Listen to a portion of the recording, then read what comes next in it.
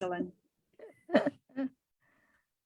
And if you want to share right from the page, you can do that onto your Facebook page, Yeah. whatever. We'll do whatever. Yeah, now it's a good time to share now because then everybody can see you.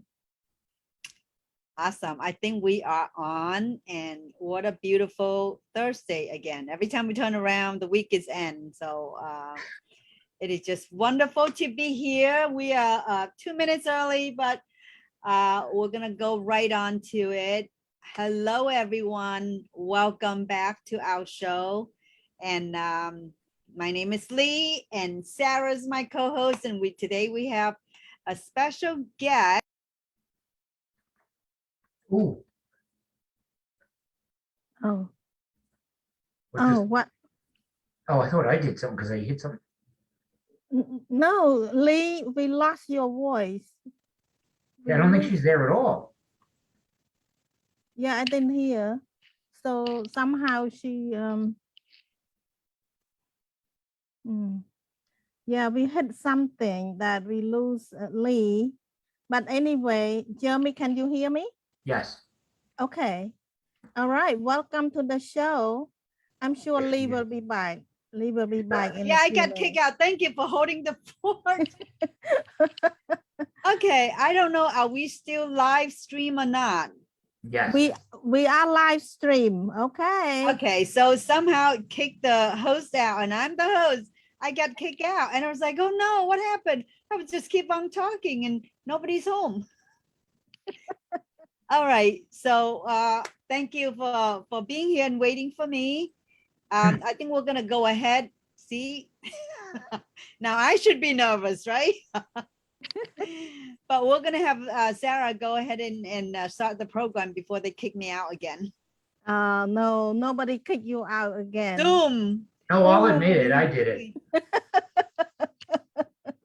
Zoom is crazy. Yeah. All right. So we are 1 minute before 5. Wow. It feels so good when you beat the clock. Absolutely. Hello, everyone. We are back. The team is back. And Yes. today we are excited to have another fabulous guest with us, Jeremy. And before we get to hear what Jeremy had to share, I'm going to introduce myself very quickly. I'm Sarah M. I'm the co-host, and I grew up in Cambodia. I gone through a very dark time when Cambodia went through a very difficult situation when the communist Khmer Rouge took over our country. They basically destroyed our life, destroyed our country, and by God's grace, I am alive. So what I can tell you is this: it must be a miracle. It is, but I'm grateful that I'm still alive and was able to escape the captivity and also escape the country. And about a year of a journey crossing the border and find my way to United States, I end up in Connecticut, and my life start all over again in Connecticut since 1981. So I've been here 40 years. I feel like an old person. But you look 22. Thank you, Jeremy. All right. So I'm able to publish my book, and it's available on my website. I'll just show you quickly. This is how my book look like, how I survived the killing fields. It's available on my website, sarahim.com. And I'm also go out in the community, speaking, sharing the inspiration and encouragement so that people can be inspired, be confident, and be courageous again. Back to you, Lee. Well, thank you, Sarah. Was a great introduction. So this month, we're still talking about risk taking and what would you do if your life is just one safe space and you don't take risk. So the risk Sarah does was escape out of her country in Cambodia. And same thing, my family took that risk, knowing that we might not make it, at the time, because going out to the ocean, escaping the communists from Vietnam is a huge risk taking. But because we see the promise, we see that something that will benefit us a lifelong. So we took that risk. And that's why we're talking about this month about, why people should take risk, not reckless kind of risk, but just the risk that to improve you, to make you better. So my family escaped out of Vietnam and we made it. To get the story really short, you can go into my website, leetran.com. You'll find a TEDx talk there. My book about my memoir is also there if you're intend to want to read it and see what kind of risks that we have endured and we were willing to take to get to a place where we find thriving for year on end to the next generation. And because of that, Sarah and I also dedicate this platform to help refugees who want to look for that risk to have a better future.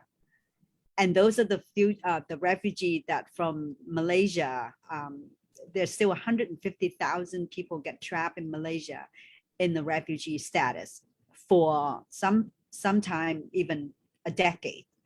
And we would love to have you support them. If you could donate to them, and their website is www.refugee.com, refugeefilmschool.com. I'm sorry.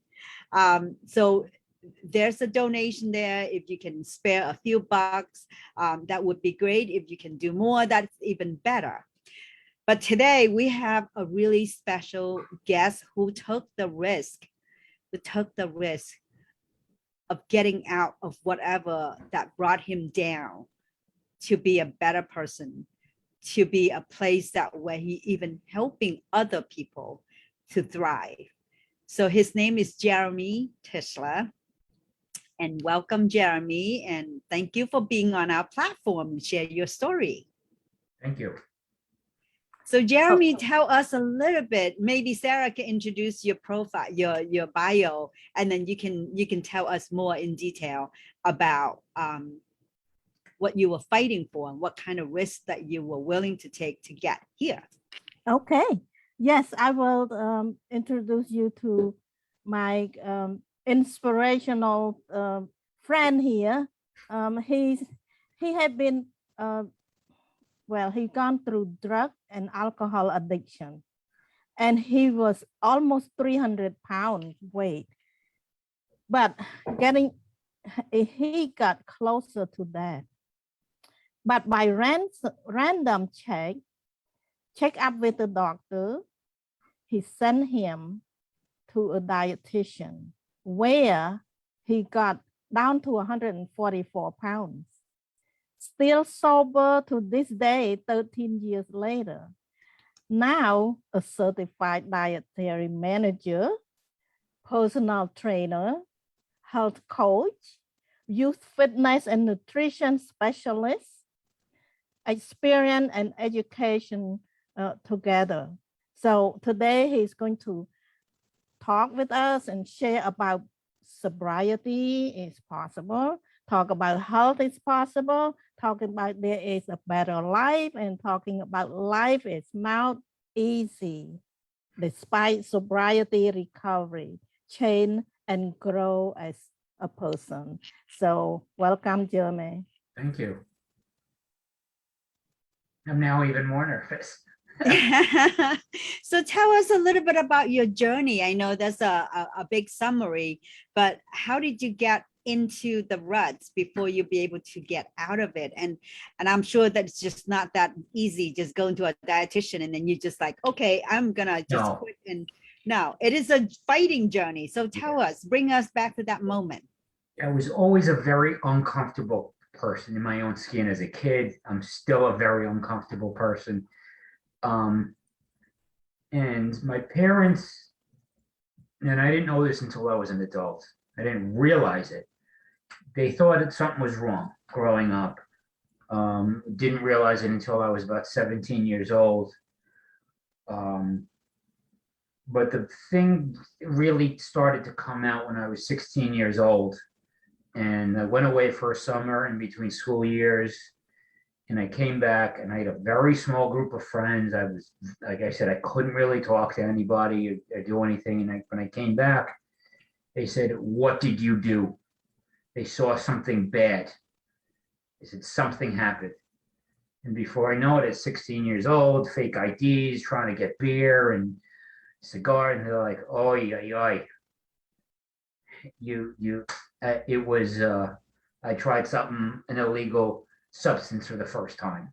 And it totally, they saw it right away that it was going to be a problem.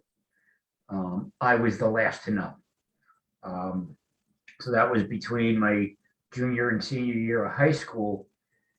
And, um, and that I looking at colleges, got accepted to every college I applied to, graduated near the top of my class. But even kids in school, they're like, something is different and this is not good. And a couple of months later, I'm like, all right, well, I tried something illegal. At least alcohol will be legal in a few years. Let me, and I go out, won't say with who in case they ever see this. I don't want them to feel responsible or remember it. But some people from they were now freshmen in college, and I was a senior in high school. They'd gone to the same school, and they took me out for my 17th birthday and got drunk, and it was instant. And the way I describe it is, when a child is born and they start breathing, they're going to breathe for the rest of their life. And now there was something in me that I was going to be drinking for the rest of my life. It was instant. And when I share something, I think it's fairly common knowledge. Now it's under the rug in my family, but my birthday is the beginning of December. So they took me out at the beginning of December, that following weekend after my birthday. And I would been discussing with my parents about drinking and driving, get my driver's license. And one of the things that came up was drinking and driving, not to do it. And I believed that I would never do it. But I got drunk, and New Year's Eve, a month after my birthday, I'm drinking and driving.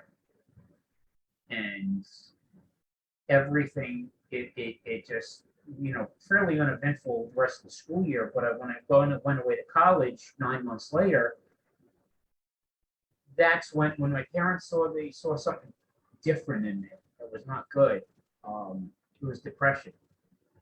After first week of college, I called my parents hysterical crying. There was this thought that I didn't deserve to be alive.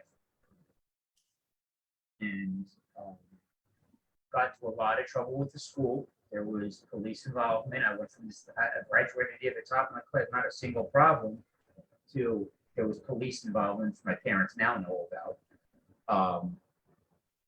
Police involvement, a whole big mess. And by the end of the school year, I'd been thrown out of school. What was really weird is I convinced my parents to let me drop out. They were saying, "Too bad, you gotta deal with it," not fully understanding what was going on. And I didn't tell them about the police problems. And this is how quickly I went down. Like within a year or two of trying substances, this is where I was. And came home and went to a community college, started getting terrible anxiety attacks. I remember walking out of class one day, it was calculus, calling my mother hysterical, crying, "I don't know what this is." And there was some talk about if I was doing substances, and I lied but slipped during the conversation. So she knew I was doing these things that I should not have been doing because of the slip. And she said, "You want to get help?" And I said, "No, I got this." But look, I'm sitting here hysterical crying and saying, "No, it'll be all right," which doesn't make sense. And meanwhile, I don't think I had been ready to go away to college. But my parents had forced me to finish in 4 years, and I did somehow. I don't know how.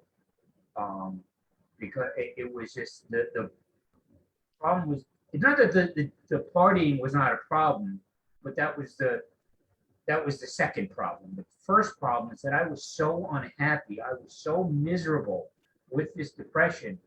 And I am, I try to say this vaguely, is that I didn't want to live anymore. And I tried. I tried to make that happen more than once. And I lived through it every single time. And I was looking to end the depression. And kept coming out and somehow graduated in 4 years.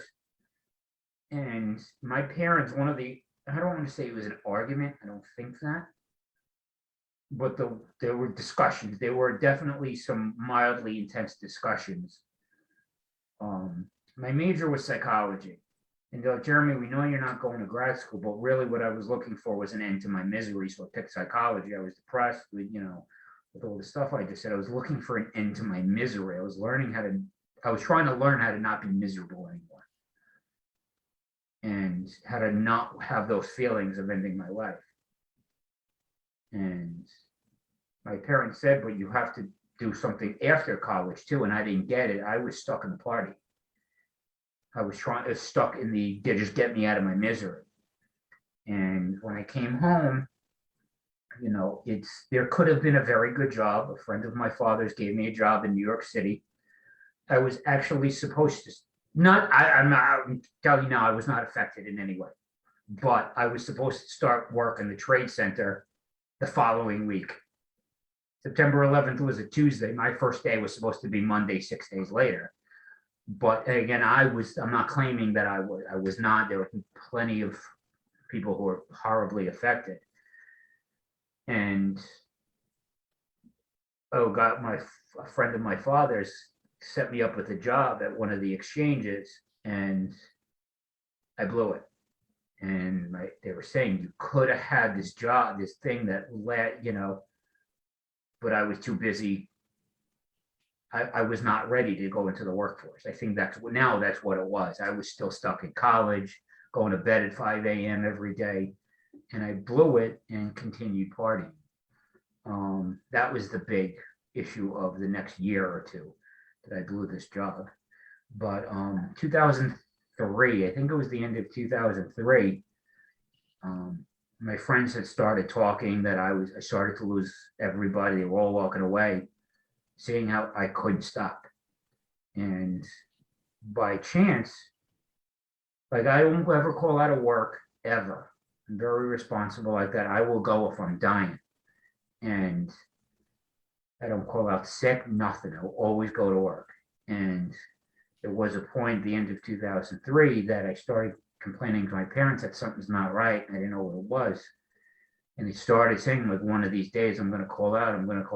And one Sunday night, still living with my parents, and I said, "I think tomorrow's the day I'm going to call out something. I'm really got to get to a doctor." And the next morning, from what the stories that have been told to me, what I've pieced together is that I came back to consciousness 3 weeks later. The next morning, my mother found me unconscious on the floor bleeding. And she calls an ambulance, 105 fever. And they say my heart stopped in the ambulance. Turns out it was food poisoning. It was food poisoning. Okay. And my friends had started to talk. "Oh, he overdosed. He did this. He tried to end his life again." And they started to back off. And I was starting to feel more and more uncomfortable around them. And that's not what it was. I was genuinely sick. But this is where the bottom hit, where drinking and doing other things 7 days a week from morning till night, couldn't get a job. I did have a couple of jobs that lasted, surprisingly. And then the bottom hit. It was pretty uneventful. But I had nobody left. I had alienated everybody. I was contemplating suicide again. I had already tried it more than once, and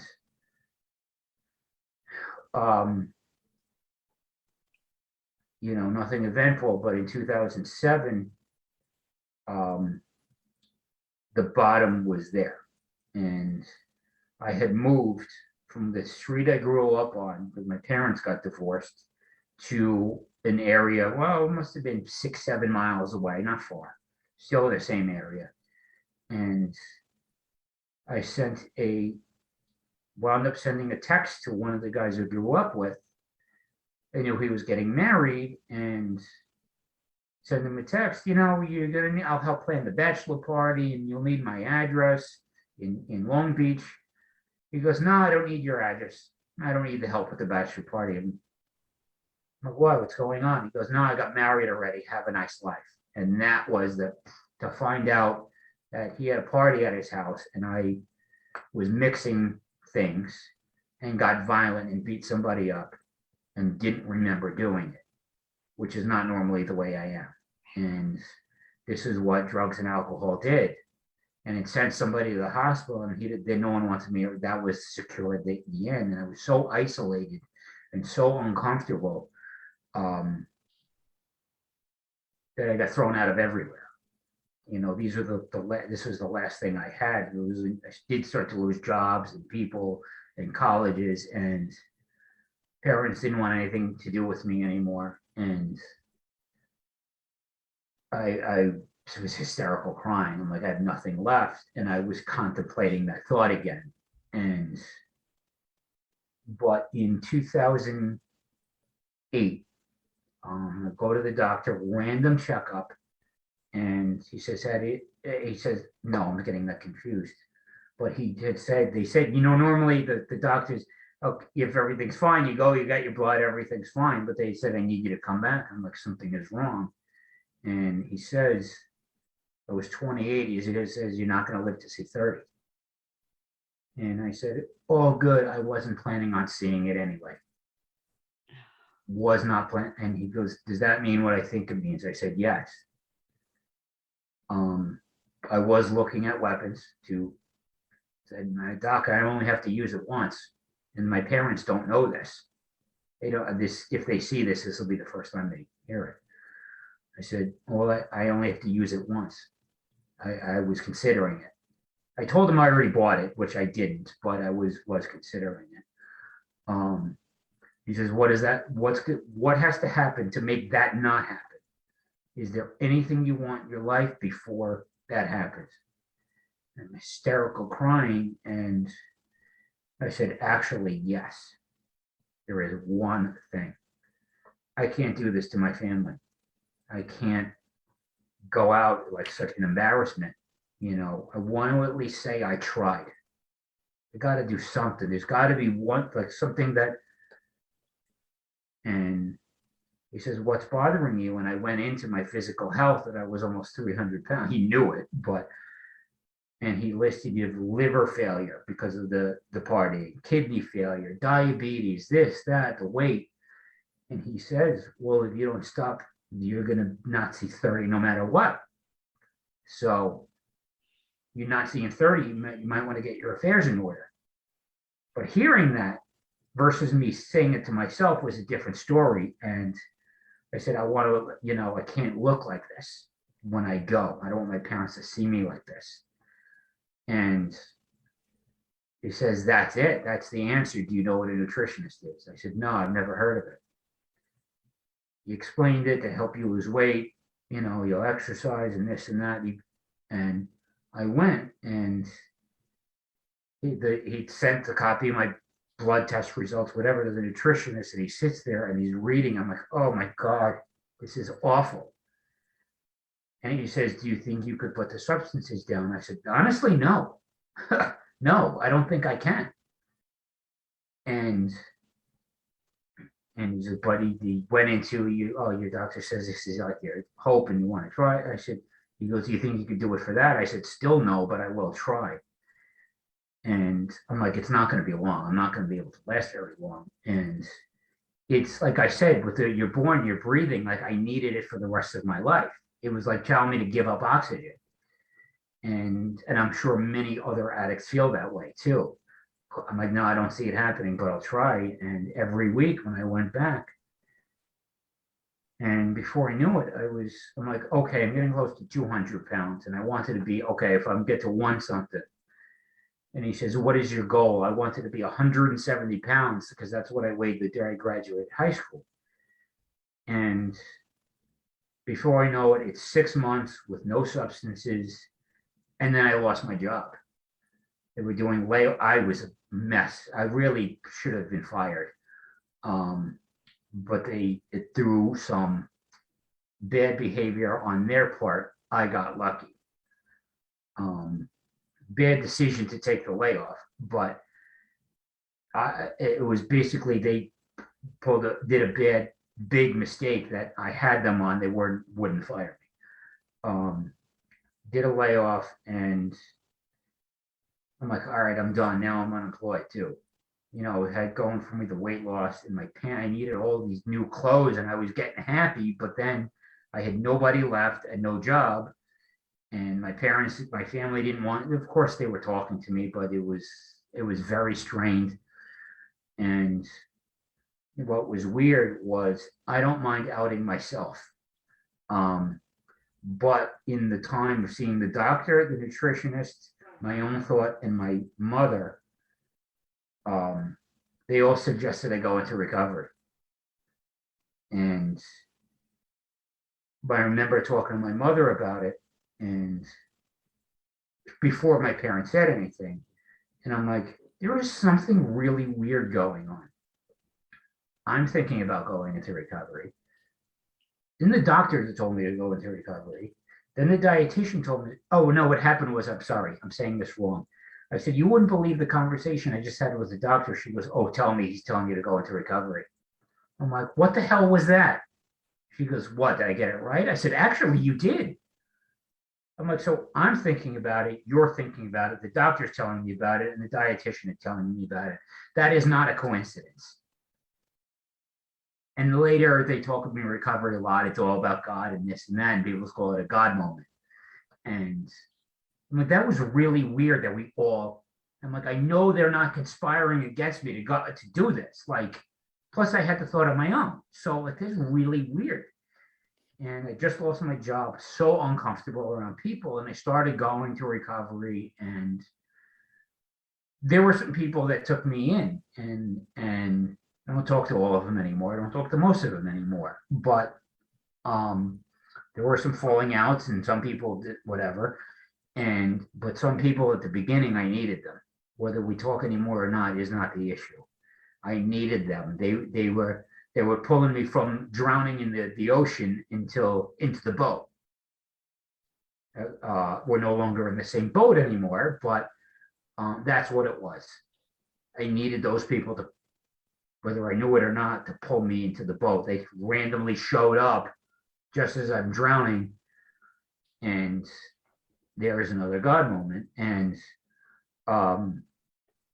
it was a process, you know, had to do it. And you know, I talk about you guys might laugh at this, but there is a whole big God thing in recovery, and I had such a hard time with it. I don't struggle with the concept anymore, but doing the right thing is another story. And I went with Seinfeld. There was an episode of Seinfeld where George Costanza, he has this realization. He says, you know, if everything I've ever done has been wrong, by default, the opposite has to be right. Instead of a tuna on rye, I'm going to get chicken salad on whole wheat. And I'm not going to vote for the Mets. I'm going to vote for the Yankees. And he says, and he has this funny thing. He says, George, if you remember George Costanza, he's a little short, he's a little chubby, and he's bald. Yes. And he says, you see that woman over there that's 20 years younger than me? He goes, I'm going to go, instead of pulling out some one-liner, I'm going to go tell her the truth. And it worked. He goes up to her, he goes, hi, my name is George. I'm bald, I'm unemployed, and I live with my parents.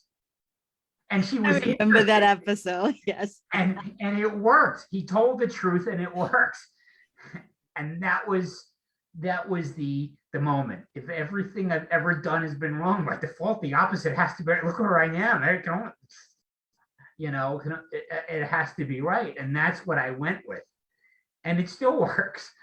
And it was tough. But basically what happened was that things started to come back. I was still very socially awkward. Don't get me wrong. I'm still, but, and about 2 years into being sober, I had always felt I still feel lost to this day. I still talk to my parents about it. So I always felt very lost, clueless, directionless.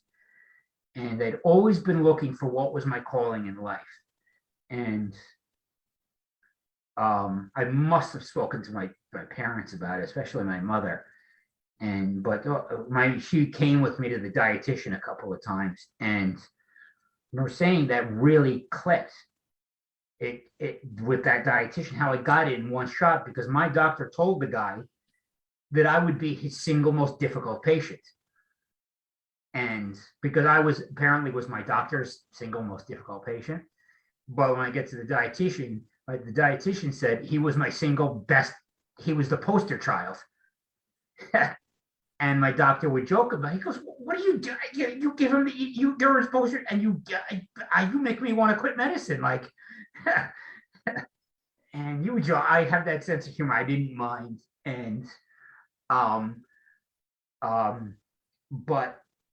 and talking to my parents, I'm like, I feel directionless. You remember I said a time or two, I should go back to school. I should go do something real. I'm like, what would you thought if I went back to school to be a nutritionist? I don't remember my father, but my mother was very supportive. And I don't remember what my sister thought either, but I can imagine she was supportive. And when I went back at 2 years sober, I knew it wouldn't happen right away. It would take 6 months to a year. A year later, I'm in school, and it was tough. And one of the things that I learned over the years, especially because at school, and even now, I went back to school. I can't believe it was 10 years ago. It was 2011.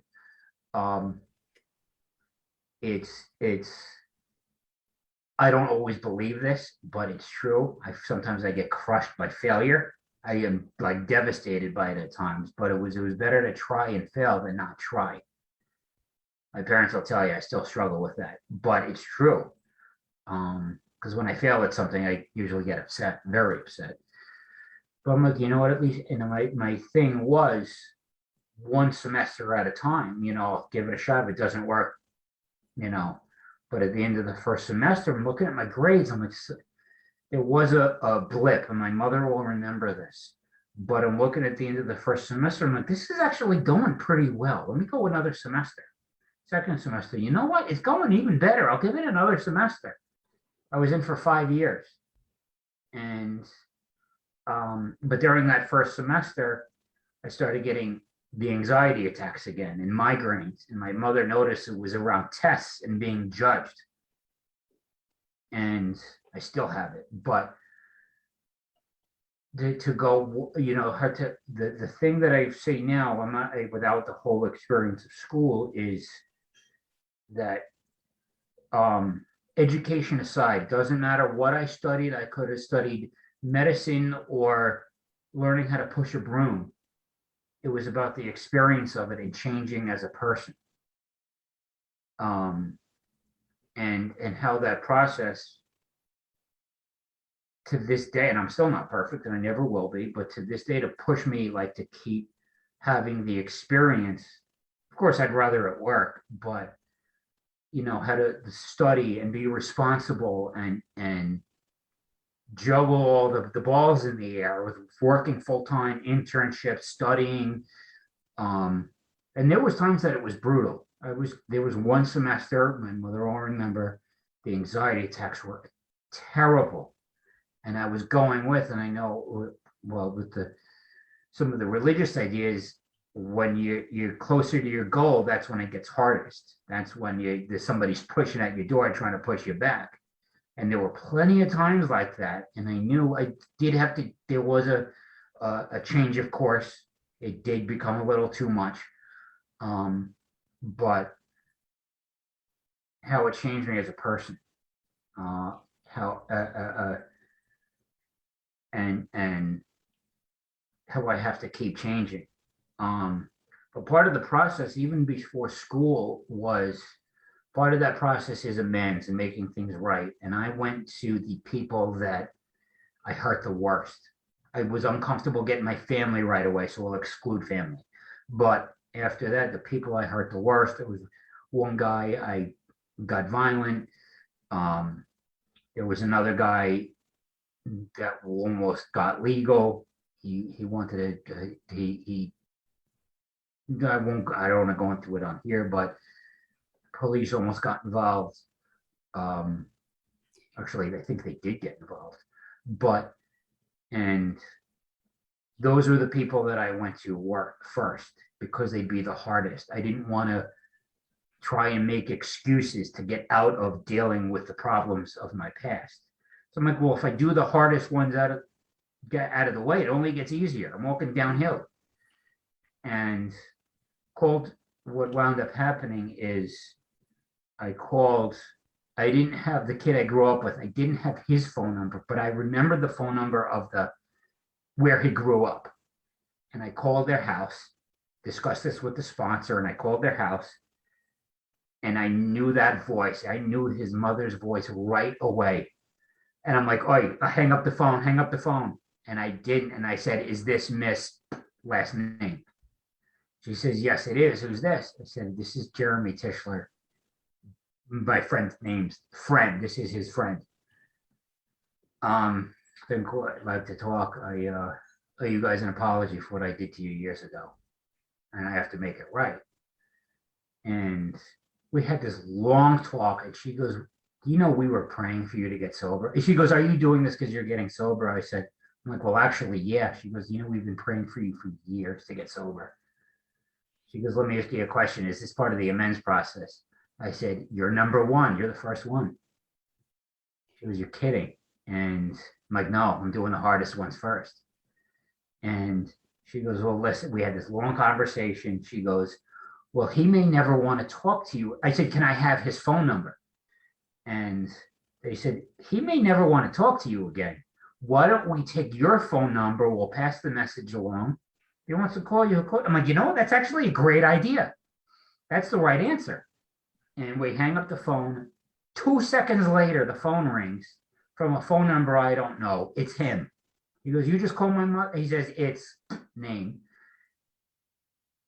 You just call my mother?" I said, "Yep." He goes, he says, "Is it true?" I said, "Yeah, it's true." He goes, "We saw that you went down this bad road." I am skipping steps in the process, by the way, but do you remember us telling you were getting into trouble? I said, "Yes, I do." And he goes, and we had this long conversation. And then the third guy, and we wound up, the three of us are talking, and they said, "Listen, why don't we meet for lunch one day?" I'm like, "No, no, no, no, no, I don't want to do that. I don't want to do that." They said, "Come with us for lunch. We'll meet you." I lived in a beach town on Long Island. My apartment was overlooking the Atlantic Ocean, and "Why don't we come? It's getting nice. It's getting warm." I was like April, May. And I said, "Guys, the check comes." And I said, and I pulled out my credit card, and they said, "Nope, we got it." And one guy eventually did not take me back. But the one guy where I spoke to his parents, but part of again, I did skip a step, but when time came, I was going back to school. I needed internships, and my friend turned out to be the best thing that ever happened to me. And we've discussed that if the situation was reversed, if he did to me what I did to him, he would have been 6 feet under. I would have. There's no. I never would have I never would have let him get away with it. I'm like, why would you do this? He was getting me internships and scholarships and this, and I'm like, I don't get it. What is making you do this? Like, I was, you would have been out of my life if the situation was reversed. And, but this is what happened. And the people started to come back. And most of my friends now are still from being sober. They're not from growing up. But these things started to happen. And what ended up happening was while I was in school, 2 years in, I go to the doctor for a checkup, and he says, "How do you feel?" And I said, "Besides the fact that I'm exhausted, I'm fine." He says, "Define exhausted." Like, I don't know, 2 or 3 coffees and 2 or 3 Red Bulls every day. He says, "Every day?" I'm like, "It's not always 3 and 3. It's usually 2 and 2." He goes, No. Something is wrong." This was the moment that had me realize there is something better than me out there. I'm alive for a reason. Was a month later, I think it was about 3.5 weeks later, I'm in the hospital having open heart surgery at 32 years old for congestive heart failure. And I asked the doctor, I said something, and this is fairly kind, not that we talk about it, but I think it's known in my family. I said to the surgeon, I said, "Do me a favor, put me out of my misery. The heart surgery, it's a good way to go. I'm miserable. Put me out of my misery. Phil, I will sign whatever you want. No one's watching. I will sign any legal document, get a lawyer in here. If you screw it up, way to go. Thank you." And what wound up happening is I woke up a little too soon after the surgery. The surgery was over, thankfully. But the machines were breathing for me, and they had to like put me back out. And when I woke up, I realized I was alive for a reason. I was alive for, I was spared. And then you certainly alive for a reason, more than one reason. First of all, I want to say thank you so much for being vulnerable in front of us, in front of our audience, in our platform, and tell your life story, which is very, very rough. I am sure that there's a lot of things.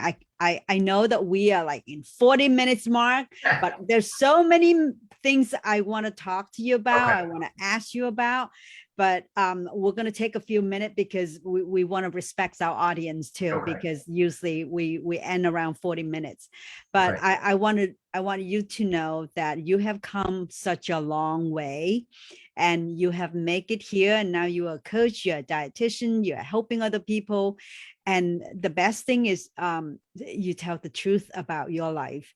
And I think, coming back to your life story, I believe that maybe the drug, the alcohol was kind of like a place for you to numb and to Exactly not it. facing the reality. And maybe the people you hang around with was a wrong crowd, that it just keep pulling you down. Wasn't them. No, okay. So, but you keep finding to go back to a place that where you can hide out and you can just stay away from the real life. But there's so much going on, meanings that you're fighting every step of the way, even though there's a few times that you are tempted to take your own life. And I think that God keeps sending angel for a reason, to intersect with your life, to be there at the moment that you need it. And I'm so grateful for you speaking out, because many people probably in your shoes and need to hear this, and they will see hope. They will see you have graduated college and get your life back together, and have lost all the dangers of having obesity and all type of sickness and disease.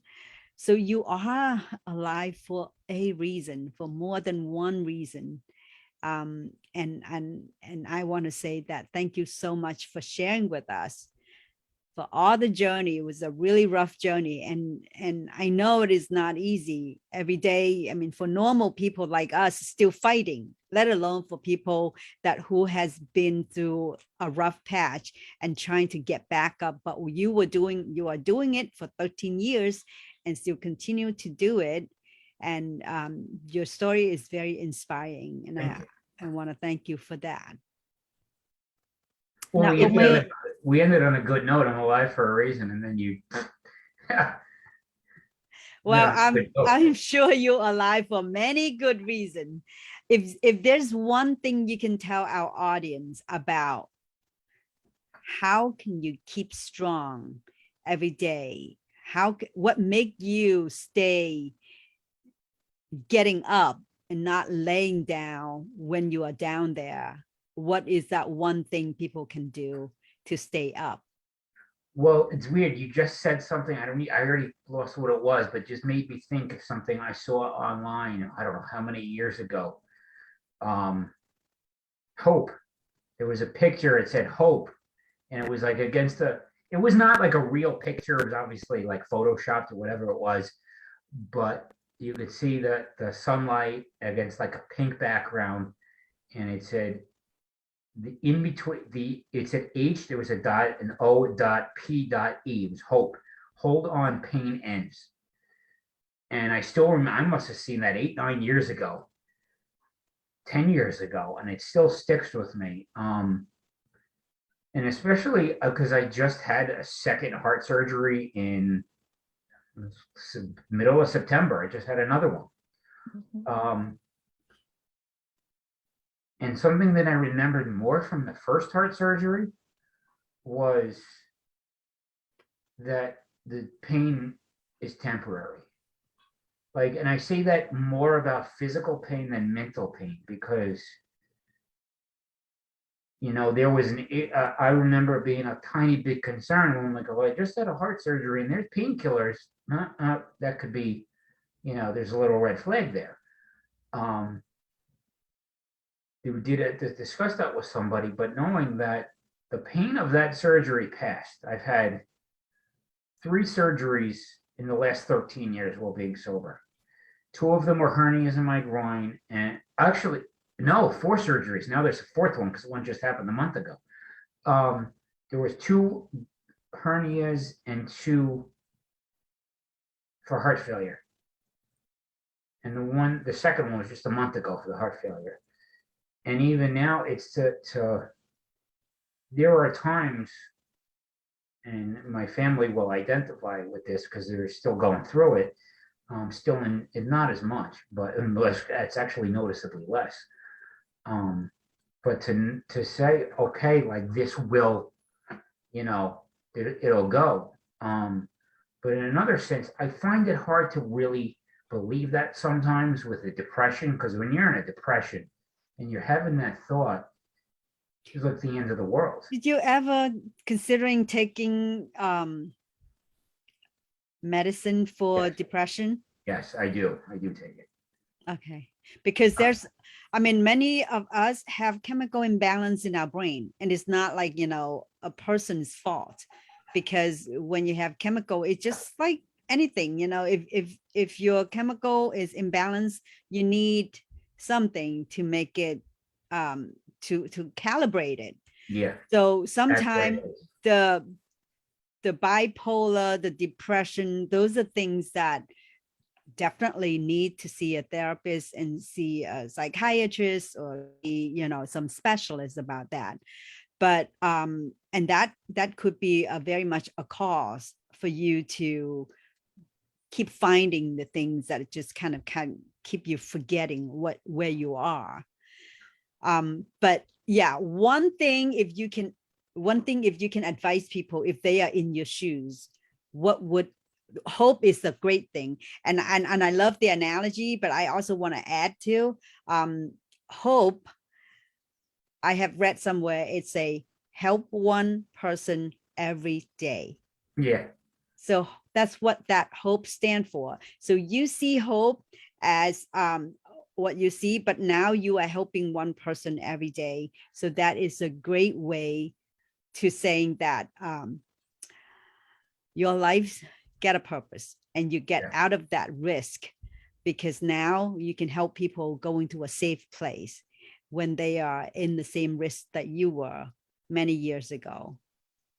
Well, that's a reason I do what I do, because part of being sober is, and there will people who will disagree. Actually, I would think most people in recovery would disagree with me, but part of that process is pay it forward. Now you help another person, you sponsor somebody else. Yes. And I have never had it in me to do that, not ever. I don't know why. But what hit was,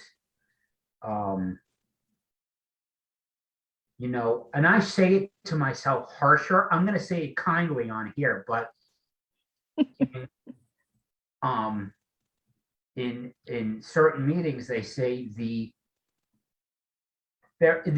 is how they say it, is in the therapeutic value of one addict helping another is without parallel. Now, the kind way I say it, this is not, I say it very harshly to myself, but the therapeutic value of one person with weight struggles helping another person with weight struggles is without parallel.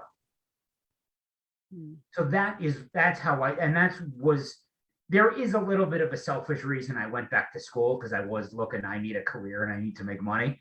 But, you know, I want to be happy with what I do. So, but there is the selfish aspect of it, but that's how I see it, because, and even when, if I go on job interviews or if I'm looking for work, I'm like, it's not just that I went to school for it. I already had the bachelor's degree from years earlier, but then there was another 5 years of school. And I'm like, it's not just about the head knowledge. I've been through it. It's, you know, somebody picked me up from drowning out of the water. I know how to help you.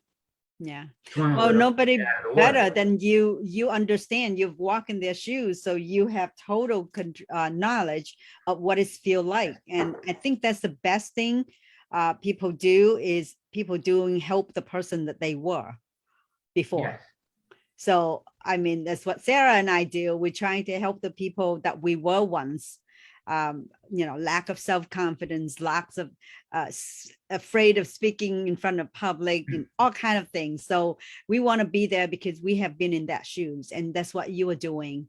But anyway, I really appreciate you, and I know that we went way over time. Sorry. Wow. If you are staying around with us, this is a very, very heavy topic, and I'm glad that we get to the end, that we can see the light of the tunnel and see Jeremy is doing well and helping others, and you know, his life is prospered. So please share if you know somebody who's in that rut, if you know somebody who needs help, if you know somebody who's in that shoes, that trying to get out, but it, you know, have a hard time doing it. Please reach out to Jeremy.